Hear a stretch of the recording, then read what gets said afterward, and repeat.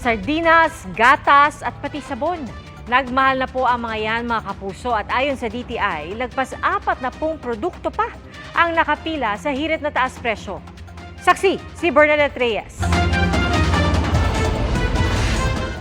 Sa dami ng bayarin at mahal na mga bilihin, hirap na raw sa pagbabudget si Rose. Ang hirap, lalo nang nangupahan kami.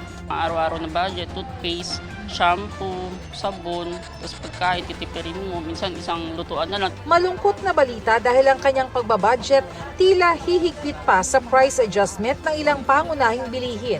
Ang toilet soap na kasama sa arawang budget ni Rose, tataas ng hanggang 4 pesos. 2 pesos o higit pa ang taas presyo sa canned sardines at powdered milk na tataas ng hanggang 6 pesos. Bukod sa mga produktong nagtaasa na ang presyo, pinag-aaralan din ng DTI ang hirit ng ilang manufacturers para sa price adjustment sa ilan pang mga produkto, kabilang na ang bottled water, instant noodles, tinapay, mga canned products, gaya ng corned beef at mga meatloaf, pati na sa ilang mga produkto gaya ng kandila at baterya. Katumbas yan ang 45 pang produktong nagbabadyang tumaas ang presyo na maaari maglaro sa 30 centavos hanggang 33 pesos.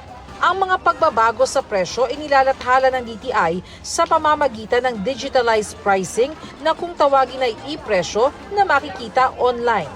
That will allow also consumers to benchmark across different markets and different retailers, so that they would be in the know as to where the low prices or lowest prices are available.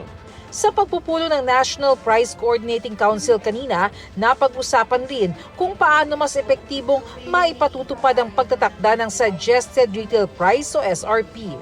Ina-explore natin kung we will retain the current practice na regular tayo naglalabas ng SRP or gagawin natin na tuwing may kalamidad lang kapag nagpa-price freeze, in which case wala na yung bulletin natin and then we will let the market decide. Parang free market na yung style natin. Pabor naman dito ang Philippine Amalgamated Supermarkets Association Incorporated, samahan ng mga grocery at supermarket operators sa bansa. Competition keeps us in check. Don't buy those items na masyadong mataas ang tinaas. Ang daming brands.